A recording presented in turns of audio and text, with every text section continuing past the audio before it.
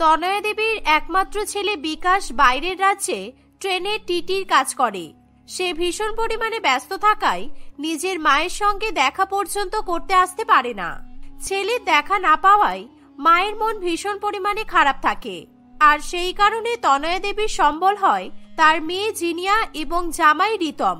তনয়া দেবী মেয়ে এবং জামাইকে নিজের বাড়িতেই রেখে দেয়, কারণ সে একেবারেই একা থাকতে পছন্দ করে না। এভাবেই বেশ কিছু বছর কাটে।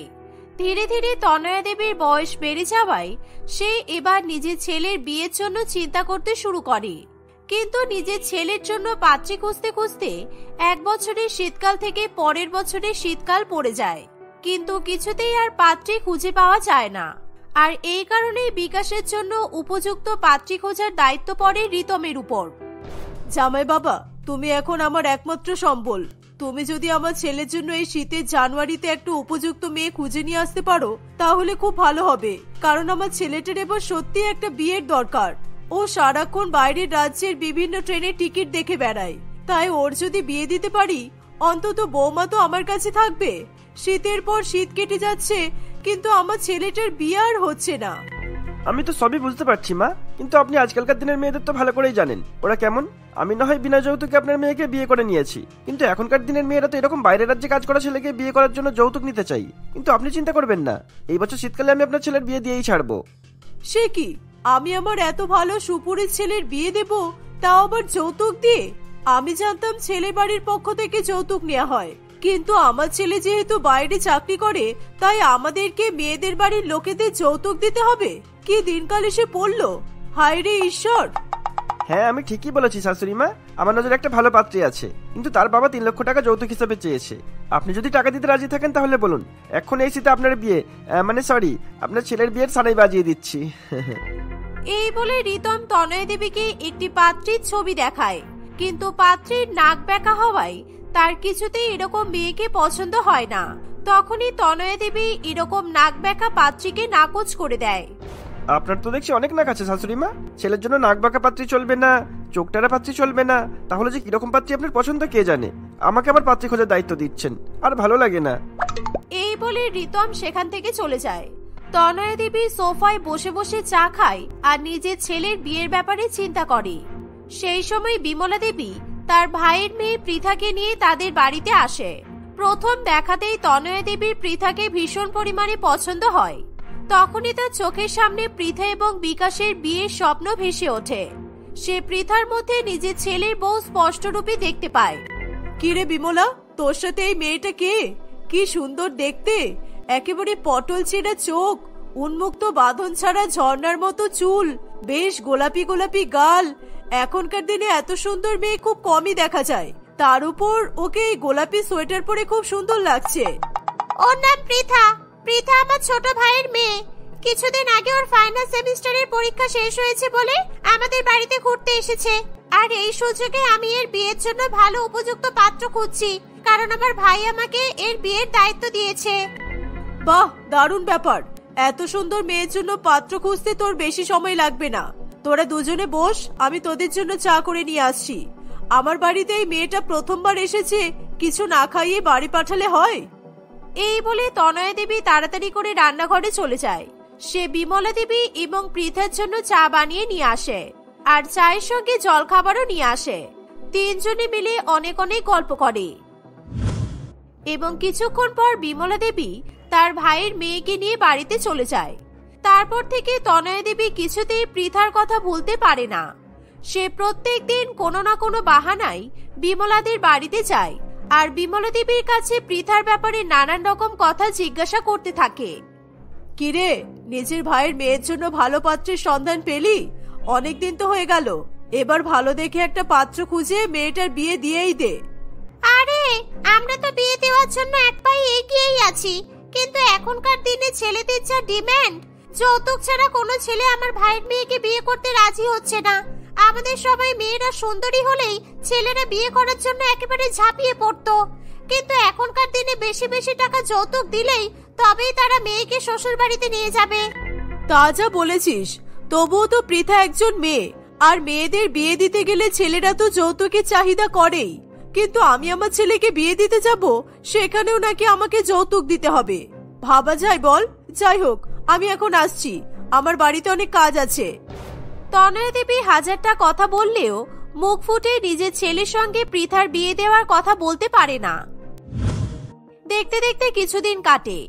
একদিন সে রান্নাঘরে রান্না করছে, এমন সময় পৃথা নিজের হাতে গাজরের হালুয়া রান্না করে তনয়া দেবীকে দিতে আসে। তনয়া দেবী পৃথাকে দেখে খুবই খুশি হয়। কি হলো পৃথা, আজকে সকাল সকাল আমার বাড়িতে আসলি? তোর পিসি কোথায়? ভালোই হয়েছে, এসেছিস যখন তখন আমার হাতের গরম গরম কড়াইশুটির কচুরি আর আলুর দম খেয়ে বাড়ি যাবি। হ্যাঁ, কি সুন্দর কড়াইশুটির কচুরি আর আলুর দমের গন্ধ বেরোচ্ছে। আর আমি তোমার জন্য উইন্টার স্পেশাল গরম গরম গাজরের হালুয়া করে নিয়ে এসেছি। তুমি আমাকে কচুরি খাওয়াবে আর আমি তোমাকে আমার হাতের গাজরের হালুয়া খাওয়াবো।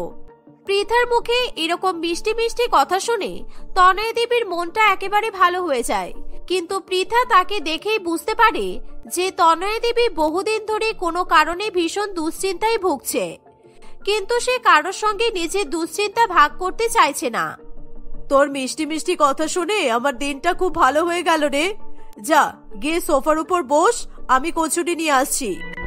তোমাকে দেখে মনে হচ্ছে তুমি কোনো বিষয় নিয়ে খুব চিন্তা করছো। যদি আমাকে নিজের বলে মনে করো তাহলে কিন্তু তুমি তোমার চিন্তার কারণটা আমাকে বলতেই পারো। আমি কিন্তু কাউকে বলবো না, এমনকি আমার পিসিকেও বলবো না। কি বলি বল, আমার ছেলের বিয়ের বয়স হয়ে গেল, কিন্তু এখনো পর্যন্ত একটা উপযুক্ত পাত্রী পেলাম না। আমারও তো বয়স হচ্ছে, এখন যদি ছেলেকে বিয়ে না দিই তাহলে নাতি নাতনির মুখ দেখার আগেই তো আমাকে স্বর্গের টিকিট কাটতে হবে। সেই নিয়ে খুব চিন্তায় আছি রে মা। বিয়ের ব্যাপার নিয়ে আবার কেউ এত চিন্তা করে, তাও আবার ছেলের বিয়ে নিয়ে? হে ঈশ্বর, ঈশ্বর তোমার ছেলের জন্য উপযুক্ত পাত্রী খুঁজেই রেখেছে, কিন্তু তোমার চোখের সামনে সেই মেয়ে আসছে না। তুমি চিন্তা ছেড়ে দিয়ে ভালো করে খোঁজো, ঠিক পেয়ে যাবে দেখো। এই কথা শুনে তনয়া দেবী একেবারে মন স্থির করে নেয় যে বিকাশের সঙ্গে সে পৃথারই বিয়ে দেবে। পৃথাকে কচুরি খাইয়ে বাড়ি পাঠিয়ে দেওয়ার পর তনয়া দেবী নিজের জামাই এবং মেয়ের জন্য গরম গরম কচুরি আর আলুর দম নিয়ে তাদের ঘরে যায়। সেই সময় সে রিতমকে ফোনে কথা বলতে শুনতে পায়। আরে মশাই, আপনি বেশি চিন্তা করছেন কেন বলুন তো? আমার শাশুড়ি মা বোকা মূর্খ মানুষ, সুতরাং আপনি যৌতুকের জন্য 5 লক্ষ টাকা ডিমান্ড করবেন। আর ভুলেও আমার শাশুড়ি মায়ের সামনে বলবেন না যে আপনার মেয়ের মাথা খারাপ। আর টাকাটা পেয়ে যাওয়ার পর 2 লক্ষ টাকা আমাকে দিয়ে দেবেন। আর আমার শাশুড়ি মাকে রাজি করানোর সমস্ত দায়িত্ব আমার, কারণ আমার শাশুড়ি মা শীতকালে নিজের ছেলের বিয়ে দেওয়ার জন্য পাগল হয়ে উঠেছে। তবে আপনার মেয়ে পাগল হলেও কিন্তু খুব সুন্দরী, তাই আমার শাশুড়ি মা একবারেই রাজি হয়ে যাবে। হায় হায় ঈশ্বর, আমার জামাই শেষ পর্যন্ত আমার ছেলের সাথে একটা পাগল মেয়ের বিয়ে দেবে, আর তার জন্য আমাকে আবার 5 লক্ষ টাকা দিতে হবে। আমি কিছুতে এসব মেনে নিতে পারবো না। আমাকে যে করেই হোক পৃথাকে এই বাড়ির বউ বানিয়ে নিয়ে আসতেই হবে। ঘটককে টাকা দিতে হবে বলে নিজের জামাইকে পাত্রী খোঁজার দায়িত্ব দিয়েছিলাম, কিন্তু আমার জামাই তো দেখছি ঘটকদের থেকে বড় ডাকাত। তনয়া দেবী ভয় পেয়ে কচুরি আলুর দম ছেড়ে নিজের ঘরে গিয়ে শুয়ে পড়ে। সে সারাদিন চিন্তায় আর ঘর থেকে বাইরে বেরোয় না। তনয়া দেবী নিজের ছেলে বিকাশকে ফোন করে বলে, বিকাশ, তুই এবার ফিরে আয় বাবা, তোকে আর বাইরের রাজ্যে কাজ করতে হবে না। তোর বিয়ে হলে আমি শান্তিতে মরতে পারবো। তুই শহরে আসলেই আমি তোকে একটা ভালো মেয়ে দেখে বিয়ে দিয়ে দেব। আমার শহরে যাওয়ার একদম সময় নেই মা, আর তুমি আমার বিয়ে নিয়ে এত দুশ্চিন্তা করা বন্ধ করো তো। যখন আমার বিয়ে হওয়ার সময় হবে ঠিকই বিয়ে হয়ে যাবে। আর মা, আমি এখন খুব কাজে ব্যস্ত আছি, ফোন রাখলাম, ভালো থেকো। এই বলে বিকাশ ফোনটা কেটে দেয়। সেই দিন সারা রাত গায়ে কম্বল চাপা দিয়ে তনয়া দেবী নিজের জামাইয়ের ওইসব কথাবার্তা চিন্তা করে আর ভালো করে ঘুমাতেও পারে না। পরের দিন সকালবেলা উঠেই সে আর সময় নষ্ট না করে নিজের ছেলের সঙ্গে পৃথার বিয়ের কথা বলতে বিমলাদের বাড়িতে যায়। দেখ, আমি আর কোনো কথা ঘুরিয়ে পেঁচিয়ে তোকে বলতে পারছি না। তোর ভাইয়ের মেয়েকে আমার নিজের ছেলের জন্য ভীষণ পছন্দ হয়েছে। আমি নিজেই এগিয়ে এসে বিকাশের জন্য পৃথার হাত চাইছি। তুই প্লিজ না করিস না। আর আমার ছেলের সাথে পৃথার বিয়ে দেওয়ার জন্য আমি 1 টাকাও যৌতুক হিসেবে নেব না। তুই শুধু বিয়েতে রাজি হয়ে যা আর নিজের ভাইকে রাজি করিয়ে নে। বিমলা দেবী এই কথা শুনে খুবই খুশি হয়। আরে তুই এইভাবে কথা বলছিস কেন? আমি জানি বিকাশ খুব ভালো ছেলে আর অনেক ভালো কাজও করে। আজকালকার দিনে যৌতুক না দিয়ে এরকম সরকারি চাকরিজীবী ছেলের সঙ্গে মেয়ের বিয়ে দেওয়া তো ভাগ্যের ব্যাপার। আর তুই আমাকে আগেই বলতে পারতিস, তাহলে আমি পৃথার সঙ্গে তখনই বিকাশের বিয়ে দিয়ে দিতাম। বিমলা দেবীর সম্মতি পেয়ে তনয়া দেবী আর এক মুহূর্ত অপেক্ষা করতে চায় না। সে সেই মুহূর্তে নিজের বাড়িতে গিয়ে রিতমকে ডাক দেয়। রিতম তখনই পাগল মেয়ের বিয়ের প্রস্তাব নিয়ে তার শাশুড়ি মায়ের কাছে আসে। শোনো, তোমার সাথে আমার খুব গুরুত্বপূর্ণ কথা আছে। হ্যাঁ শাশুড়ি মা, আমি আপনার জন্য একটা দারুণ সুখবর নিয়ে এসেছি। আমার শালাবাবুর জন্য আমি একটা দারুণ সুন্দরী আর শিক্ষিত মেয়ে খুঁজেছি। সুতরাং এইবার দয়া করে আর এই মেয়েটাকে হাতছাড়া করবেন না। কিন্তু ওরা 5 লক্ষ টাকা চেয়েছে, তাই আপনি যদি আমাকে এখন 5 লক্ষ টাকা দিয়ে দেন, আমি জানুয়ারিতেই বিয়ে ফাইনাল করে দেব। কি মিথ্যেবাদী! আমার ছেলের সাথে একটা পাগল মেয়ে গুছিয়ে দিয়ে তুমি টাকা ইনকাম করে ধান্দা করছো, আর তুমি ভাবছো আমি সেটা বুঝতেও পারবো না? তার উপর বলছো মেয়ে নাকি সুন্দরী আর শিক্ষিত। আমি তোমার কোনো কথা শুনতে চাই না। এক্ষুনি তুমি বাইরের রাজ্যে ট্রেনের টিকিট কাটো। আমি আমার ছেলের বিয়ে দেব। মেয়ে আমি পেয়ে গেছি। রিতম তার শাশুড়ি মায়ের কথা শুনে ভয়ে একেবারে তুতলিয়ে যায়। আপনাকে কে সব ফালতু কথা বলেছে যে আমি আমার শালাবাবুর জন্য পাগল পাত্রী সন্ধান করেছি? আর আপনি এমন করে কথা বলছেন কেন? যেন টিকিট কেটে নিজের ছেলের বিয়ে আপনি ট্রেনের মধ্যেই দিয়ে দেবেন। আমি তোমার সাথে আর কোনো রকম কোনো কথা বাড়াতে চাই না। তুমি আজকে ভোর রাত্রেরই টিকিট কাটবে। আমি এই শীতকালে নিজের ছেলের বিয়ে ট্রেনেই দেব, কারণ আমার পক্ষে আরেকটা শীতকাল অপেক্ষা করা সম্ভব নয়। নিজের শাশুড়ি মায়ের কথা শুনে রিতমের আর কিছু বলার থাকে না। সে সেই মুহূর্তে বাইরের রাজ্যে যাওয়ার জন্য ভোরবেলার টিকিট কাটে। তারা সকলে মিলে ট্রেনের একটা কামরা বিয়ে বাড়ির মতো সাজিয়ে নেয়। ট্রেনের বগির মধ্যে এরকম বিয়ে বাড়ি দেখে সিকিউরিটি গার্ডরা বিকাশকে খবর দেয়। বিকাশ অবাক হয়ে তাড়াতাড়ি ট্রেনের বগির মধ্যে উঠে পড়ে। সে দেখে যে একটি সিটের উপর একটা মেয়ে বউয়ের সাজে বসে আছে। এ কি, আপনার এরকম ট্রেনের বগিকে বিয়ে বাড়ি বানিয়ে দিয়েছেন কেন? রেলের সম্পত্তিতে এসব কিছু করা যায় না। আর এই যে ম্যাডাম, আপনি যে বসে আছেন, আপনার টিকিটটা দেখি। আমার কাছে টিকিট নেই স্যার। আমি যাকে বিয়ে করতে এসেছি সেও আপনার মতো এখানে কাজ করে। আর আপনার যদি টিকিট দরকার হয় তাহলে আপনার পেছনে আমার শাশুড়ি মা আর পিসি দাঁড়িয়ে আছে, ওনাদের কাছ থেকে টিকিটটা দেখে নিন। বিকাশ টিকিট চাওয়ার জন্য যখন পেছন ফিরে তাকায় তখন সে তার মা এবং বিমলা দেবীকে দেখে অবাক হয়। তার আর বুঝতে বাকি থাকে না যে তনয়া দেবী নিজের ছেলের বিয়ের জন্য ট্রেনটাকে বিয়ে বাড়ি বানিয়ে তুলেছে। তুমি পারো মা, সত্যি। আমি কাজে ব্যস্ত থাকি বলে শহরে ফিরতে পারি না, সেই কারণে তুমি ট্রেনেই আমার বিয়ে দিয়ে দিচ্ছ। একেবারে বরযাত্রী বউ সব নিয়ে তো ট্রেনের মধ্যে উঠে পড়েছো।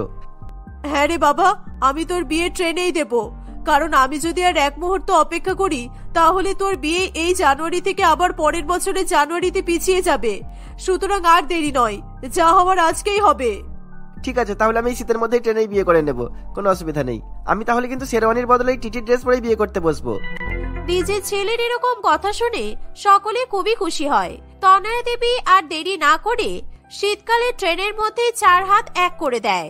এভাবে শীতকালে জানুয়ারি মাসে ট্রেনের মধ্যে বিকাশ এবং পৃথার এরকম এক অভিনব বিবাহ সম্পন্ন হয়। রোহিণী এবং তার স্বামী বিপ্লব মাধবপুর গ্রামে থাকতো। এর আগে তারা শহরেই ছিল, কিন্তু কোনো এক বিশেষ কারণে তাদেরকে শহর ছেড়ে গ্রামে এসে সংসার পাততে হয়েছিল।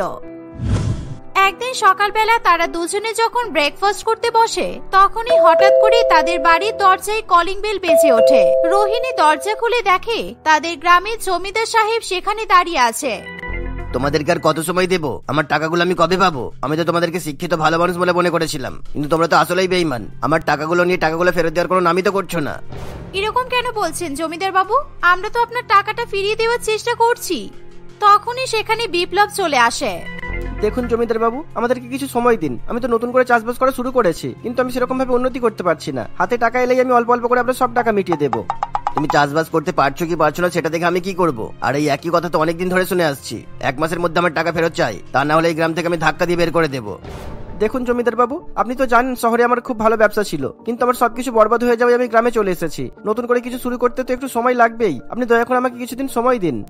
জমিদার বাবু কিছু বলতে যাবে তখনই সে বিপ্লবদের বাড়িতে রাখা একটা রোবট দেখতে পায়। সেই রোবটটা নিস্তেজ অবস্থায় সোফার উপর পড়েছিল। সেই রোবটটিকে দেখার পর জমিদার বাবু বলে, তোমার বউ যে বহু বছর ধরে রোবটের পেছনে সময় নষ্ট করছে, এটা তো কোনো কাজের নয়। এটাকে ভাঙাড়ের দোকানে গিয়ে বিক্রি করে দিয়েছো, ভালো টাকা পাবে তোমরা, আর সেই টাকাতে কিছু টাকা অন্তত ঋণ তো শোধ করতে পারবে। এই বলে জমিদার বাবু সেখান থেকে চলে যায়। রোবটটির দিকে তাকিয়ে বিপ্লবেরও খুবই রাগ হয়। তুমি চিন্তা করো না বিপ্লব, একবার শুধু আমার প্রজেক্টটা কমপ্লিট হয়ে যাক, দেখবে তারপর সবকিছু ঠিক হয়ে যাবে। তোমার এই প্রজেক্টের ফালতু কথা আমাকে বলো না তো। 5 বছর ধরে তুমি এই একই জিনিসের পেছনে পড়ে আছো। আগে শহরের মানুষ তোমার এই রোবটটাকে নিয়ে মজা করতো, আর এখন গ্রামের সকালেও সেটা করা শুরু করেছে। এই রোবটটাকে আমার চোখের সামনে থেকে দূরে করো, তা না হলে এটাকে আমি ভেঙেই দেবো বলে দিলাম। এই বলে বিপ্লব সেখান থেকে চলে যায়। বিপ্লবের মুখে এমন কথা শুনে রোহিণীর চোখে জল চলে আসে। অশ্রুভরা চোখে রোহিণী তার স্বপ্নের কথা ভাবতে শুরু করে। আসলে ছোটবেলা থেকেই রোহিণী সায়েন্টিস্ট হওয়ার খুবই স্বপ্ন ছিল। পড়াশোনা শেষ করে সে রোবট বানানোর একটা প্রজেক্ট শুরু করে, কিন্তু তার এই প্রজেক্ট চলাকালীন তার বাবা মা বিপ্লবের সঙ্গে তার বিয়ে দিয়ে দেয়। বিয়ের পরও রোহিণী তার রোবট তৈরি করার প্রচেষ্টা চালিয়ে যায়। দিনরাত সে একইভাবে রোবটের পেছনে সময় ব্যয় করত, কিন্তু কিছুতেই সে সফল হতে পারত না। কিন্তু তবুও সে কখনো হার মানেনি। যে যাই বলুক না কেন, আমি হার মানবো না। আমি এই রোবটটা বানিয়ে ছাড়বো। আমাকে আরো পরিশ্রম করতে হবে। এভাবে রোহিণী তার প্রজেক্টের পেছনে আরো বেশি সময় দিতে থাকে। কিন্তু এরই মাঝে এক সময় বিপ্লবের ব্যবসায় বড় রকমের ক্ষতি হয়ে যায়। সবকিছু হারিয়ে তারা একেবারে পথে নেমে আসে। শেষ পর্যন্ত তারা শহর ছেড়ে গ্রামে গিয়ে আশ্রয় নেয়। গ্রামে বিপ্লবের বাবা দাদুর পুরানো বাড়ি ছিল। সেখানে এসে বিপ্লব চাষবাসে মন দেয়। বিপ্লব ভেবেছিল তার ব্যবসাটা সে হয়তো আবার নতুন করে শুরু করার চেষ্টা করবে, আর সেই কারণেই সে তার ব্যবসার ক্ষতিপূরণ করার জন্য জমিদার বাবুর কাছ থেকে অনেক টাকা ঋণ নেয়। কিন্তু চাষবাস করে সেই টাকা বিপ্লব কিছুতেই পরিশোধ করতে পারে না। এত কিছুর মধ্যেও রোহিণী তার প্রজেক্টের কাজ কখনোই বন্ধ করেনি। কিন্তু আজকে জমিদার সাহেব এবং বিপ্লবের কথাগুলো তার মনে প্রচন্ড পরিমাণে আঘাত করে। বিপ্লব তো ঠিকই বলেছে, এই রোবটটা কোনো কাজের নয়, একদম বেকার একটা জিনিস। আজকে আমি এটাকে ভেঙেই ফেলবো। এই বলে রোহিণী তার রোবটকে ধাক্কা মেরে ফেলে দেয়। কিন্তু তখনই রোবটটা এক অদ্ভুত আওয়াজ করে কথা বলতে শুরু করে। ম্যাডাম ম্যাডাম, আপনি আমাকে ফেলে দিলেন কেন? আপনি আমাকে আঘাত করলেন, আমার খুব জোরে লাগলো, আমার শরীরে প্রচন্ড ব্যথা করছে। রোবটকে কথা বলতে দেখে রোহিণী ভীষণ অবাক হয়। সে নিজের চোখেও বিশ্বাস করতে পারে না। রোবটের আওয়াজ পেয়ে বিপ্লবও সেখানে ছুটে আসে। রোবটকে কথা বলতে দেখে বিপ্লব একেবারে আকাশ থেকে পড়ে। জমিদার সাহেব যখন আপনাকে আর স্যারকে উল্টো পাল্টা কথা বলছিল, তখন আমার বড্ড রাগ হচ্ছিল, কিন্তু আমি কিচ্ছু করতে পারলাম না। তার জন্য আমি আপনাদের কাছে ক্ষমা চাইছি। কিন্তু এখন আমি সবকিছুই করতে পারবো। চাষবাস করা, ব্যবসা করা, যে কোনো কাজই আমি করতে পারবো। ঘরের বাইরে সব কাজ আমি করব। আমাকে শুধু কি করতে হবে বলুন। তুমি তো একেবারে চমৎকার করে ফেলেছো। ও মাই গড, আমার তো বিশ্বাসই হচ্ছে না। কনগ্রাচুলেশন রোহিণী, তুমি অসাধ্যকে সাধ্য করে দেখিয়েছো। তুমি এবার দেখো আমার রোবট কি কি করতে পারে। আমার রোবটকে আমি এবার চাষের কাজে লাগাবো। তুমি দেখবে এবার সব ঠিক হয়ে যাবে। তবে চাষের কাজে লাগানোর আগে আমাকে কিছু কাজ করতে হবে। আমার প্রজেক্টের এখন অনেক কাজই বাকি আছে। রোবটকে কাজে লাগানোর পাশাপাশি আমার কাজও চলতে থাকবে। আমি আমার রোবটকে আরো উন্নত করার চেষ্টা করব। কয়েকদিনের মধ্যেই রোহিণী তার রোবটের মধ্যে আরো নানান কিছু সংশোধন করতে থাকে। আমার রোবট চাষ করার জন্য পুরোপুরি তৈরি। বিপ্লব, তুমি খাবার খেয়ে নাও। আমার খাওয়া হয়ে গেছে। তোমার খাওয়া হয়ে গেলে আমরা রোবটকে নিয়ে চাষের জমিতে চলে যাব। রোহিণীর কথা শুনে হঠাৎ করে রোবট রোহিণীর গালে একটা চড় মারে। কি হলো? তুমি আমাকে মারছো কেন রোবট? তুমি তোমার ম্যাডামের গায়ে হাত তুললে? সরি ম্যাডাম, আপনাকে মারার জন্য আমি খুবই দুঃখিত, কিন্তু আমার সিস্টেমে এটাই লেখা আছে, কেউ মিথ্যা কথা বললে তাকে মারতেই হবে, সেটা যেই হোক না কেন। খাবার কম ছিল বলে আপনি সকালবেলা কিছুই খাননি, তবু আপনি মিথ্যা কথা বলছেন যে আপনি খেয়েছেন, সেই কারণেই আপনাকে মারতে হলো। ওয়াও, অসাধারণ রোহিণী, তোমার কাজ দেখে তো আমি মুগ্ধ হয়ে যাচ্ছি। তার মানে যে মিথ্যা কথা বলবে রোবট তাকে মারবে। এই রোবটের মাধ্যমে আমরা যে কোনো সত্যকে সকলের সামনে নিয়ে আসতে পারবো। এই রোবটের সামনে আর কেউ মিথ্যা কথা বলতে পারবে না, এমনকি তুমিও। বিপ্লব এবং রোহিণী দুজনেই খুবই খুশি হয়। তারা দুজনেই যা খাবার ছিল ভাগ করে খেয়ে নেয় এবং রোবটকে নিয়ে চাষের খেতে চলে যায়। চাষের জমিতে যেতেই রোবট তার কাজ দেখানো শুরু করে দেয়। একদিনেই রোবট 50 জন কৃষকের সমান কাজ করে। এই দেখে বিপ্লব এবং রোহিণী খুবই খুশি হয়। তাদের চাষের ফলন খুবই ভালো হয়। এর ফলে তারা অনেক টাকা ইনকামও করতে পারে। নিজেদের জমিতে চাষ করানোর পাশাপাশি রোবট অন্যদের জমিতেও চাষ করে দেয়। এর ফলে অন্য ব্যক্তিদের কাছ থেকেও তারা অনেক টাকা পায়। এভাবে 1 মাসের মধ্যেই বিপ্লব জমিদার সাহেবের সমস্ত টাকা পরিশোধ করে দেয়। আচ্ছা গিন্নি, ওই বিপ্লব কিভাবে 1 মাসের মধ্যে সব টাকা পরিশোধ করতে পারলো বলে তো? আমি তো সেটাই চিন্তা করছি, ওদের মতো সাধারণ মানুষের জন্য এটা কি করে সম্ভব? তুমি কি কিছুই জানো না? তুমি জানো না ওই রোহিণীর রোবট সারা এলাকায় এখন চাষবাস করে বেড়াচ্ছে? আমাদের কৃষকগুলো সবাই কাজ হারিয়ে ফেলেছে, ওদেরকে আর কেউ কাজে নিচ্ছে না। সবাই তো রোহিণীর রোবটকে দিয়েই কাজ করাচ্ছে। সারা গ্রামে ওই রোবটকে নিয়েই তো চর্চা হচ্ছে, আর তুমি তো দেখছি কিছুই জানো না। আর তুমি এই খবরটা আমাকে এত শেষে জানাচ্ছ? সারা এলাকায় তো নেচে নেচে বেড়াও, সব কথা আমাকে বলো। আর এরকম একটা কথা আমাকে বলতে পারোনি? ওই রোবটের জন্য আমাদের তো অনেক ক্ষতি হয়ে যাবে। বিপ্লব দুদিনে এলাকার সবচেয়ে বড় লোক ব্যক্তিতে পরিণত হবে, আর এটা আমি কিছুতেই হতে দেবো না। হ্যাঁ, আমিও হতে দেব না। আমার মাথায় একটা খুব ভালো আইডিয়া আছে। আমরা যদি ওই রোহিণীর রোবটকে চুরি করে নিয়ে চলে আসি আর ওই রোবটকে আমাদের কাজে লাগাই, তাহলে কিন্তু খুব ভালো হবে। আমি দেখেছি ওই রোবট চাষের জমিতে একা একা কাজ করছে, ওখানে রোহিণী, বিপ্লব কেউ নেই। চলো আমরা ওই রোবটকে নিয়ে চলে আসি। এই বলে জমিদার বাবু এবং তার স্ত্রী চাষের জমি থেকে রোহিণীর রোবটকে নিজেদের বাড়িতে নিয়ে চলে আসে। জমিদার বাবু এবং তার স্ত্রী রোবটকে নানান রকমের কাজ করার জন্য নির্দেশ দেয়, কিন্তু রোবট কোনো কথাই শোনে না। এই রোবট, তুই কিছু কাজ করে দেখাচ্ছিস না কেন? এক কাজ কর, তুই আগে আমার ঘরের কাজগুলো করে দে। তুই আগে বাসনগুলো মেজে দে, তারপর ঘরগুলো মুছবি। নিজের কাজ নিজে কর, আমাকে কেন করতে বলছিস? তোর লজ্জা করছে না নিজের কাজ অন্য কাউকে দিয়ে করাতে? এ বাবা, কি বেয়াদব রোবট রে তুই! তুই আমার সঙ্গে এরকম করে কথা বলছিস? তুই তো সবাইকেই সম্মান দিয়ে কথা বলিস। আমি এই গ্রামের জমিদারের স্ত্রী, আর তুই আমাকেই সম্মান করছিস না? সম্মান পেতে হলে আগে সম্মান করা শিখতে হবে, তারপরেই সম্মান পাবে। আর আমি কোনো কাজ করতে পারবো না, কারণ এখন আমার খিদে পেয়েছে। আমাকে আগে খাবার দাও, আমার পেট ভরবে, তবেই আমি কাজ করতে পারবো। ওরে বাবা, তুমি আবার খাবারও খাও? তা তো জানতাম না। গিন্নি, যাও তাড়াতাড়ি রান্নাঘরে যা খাবার আছে নিয়ে এসো। নন্দিনী দেবী রান্নাঘর থেকে ভাত এবং সবজি নিয়ে আসে। এই রোবট, এই নাও ভাত আর সবজি, তাড়াতাড়ি খেয়ে নাও। আমি অনেক বেশি করে ভাত এনেছি, পেট ভরে খাও আর তারপরে কাজে লেগে পড়ো। কি গো, এই রোবট যে খাচ্ছেই না কিছু। এই আমার মনে হচ্ছে এই রোবট কিন্তু সবজি ভাত খায় না। তুমি একবার দোকান থেকে চিকেন বিরিয়ানি কিনে নিয়ে এসো তো। আমি টিভিতে দেখেছি রোবটরা কিন্তু চিকেন বিরিয়ানি খায়। নন্দিনী দেবীর কথা শুনে জমিদার বাবু তৎক্ষণাৎ বাজার থেকে চিকেন বিরিয়ানি কিনে নিয়ে আসে এবং তারা দুজনে মিলে রোবটকে চিকেন বিরিয়ানি খাওয়ানোর চেষ্টা করতে থাকে, কিন্তু রোবট কিছুতেই কোনো খাবার খায় না। আসলে তারা জানতো না কেবলমাত্র চার্জ দেওয়ার মাধ্যমে রোবটের পেট ভরতো, আর ওই চার্জ দেওয়াকে রোবট তার খাবার বলে মনে করত। রোবট কোনো খাবার না খাওয়ায় এবং তাদের কোনো কথা না শোনায় তারা দুজনে প্রচন্ড পরিমাণে বিরক্ত বোধ করে। এই মনে হচ্ছে এই রোবট শুধুমাত্র মালিকের কথাই শোনে। আমরা তো এর মালিক নই, আর সেই জন্যই আমাদের কথা শুনছে না। ঠিক তখনই সেখানে রোহিণী এবং বিপ্লব চলে আসে। বিপ্লব, আমি বললাম না আমাদের রোবট জমিদার বাবুর বাড়িতেই আছে? জমিদার বাবু, আপনার লজ্জা করলো না? আপনি গ্রামের গণ্যমান্য সম্মানীয় ব্যক্তি হয়ে অন্যের জিনিসকে চুরি করে নিজের বাড়িতে নিয়ে চলে এসেছেন।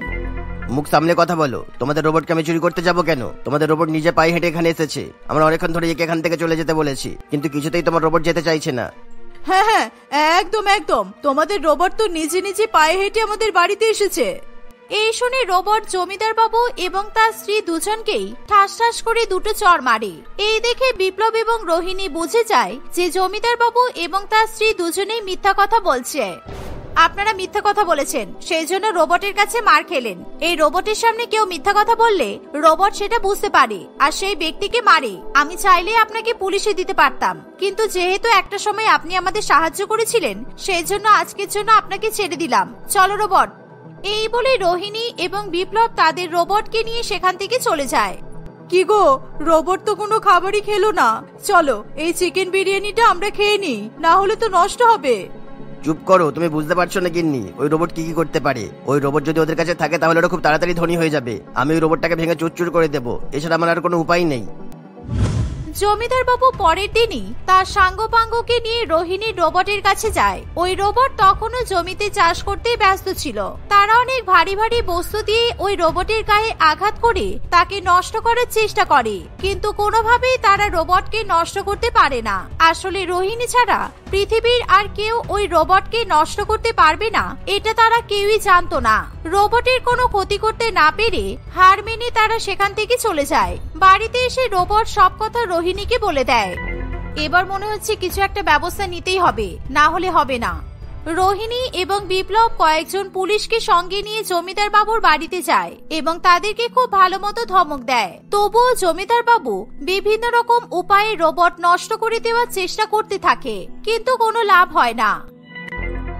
এভাবেই সময় কাটতে থাকে। ধীরে ধীরে রোহিণীর রোবটের ব্যাপারে চারিদিকে ছড়িয়ে পড়ে। খবরের কাগজ, টিভি নিউজ, ইন্টারনেট সব জায়গায় শুধু রোহিণীর রোবটকেই দেখতে পাওয়া যায়। গ্রাম থেকে শহরেও রোহিণীর রোবটের খবর ছড়িয়ে পড়ে। এই অসম্ভব উদ্ভাবনের জন্য সরকার থেকে রোহিণীকে পুরস্কার দিয়ে সম্মানিত করা হয়। সরকারি কাজে সাহায্য করার জন্য রোহিণীকে আরো রোবট বানানোর জন্য অনুরোধ করা হয়। এভাবেই সময়ের সাথে সাথে রোহিণী একজন বড় সায়েন্টিস্ট হয়ে যায়।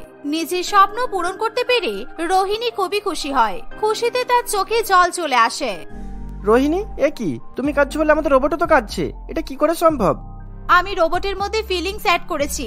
মানুষের মধ্যে যেমন ফিলিংস আছে সেরকমই। কিন্তু আমার চোখে জল দেখে রোবট ভেবেছে আমি হয়তো দুঃখে কাঁদছি, কিন্তু এটা যে আমার খুশির কান্না সেটা রোবট বুঝতে পারেনি। কিন্তু খুব তাড়াতাড়ি রোবট সেটাও বুঝতে পারবে। রোহিণী এবং বিপ্লব নিজেদের বাচ্চার মতো করে রোবটকে ভালোবাসতে শুরু করে। রোবটও তাদের যে কোনো কাজে সবসময় সাহায্য করতে থাকে। ধীরে ধীরে রোহিণী এবং বিপ্লব খুবই ধনী ব্যক্তিতে পরিণত হয়।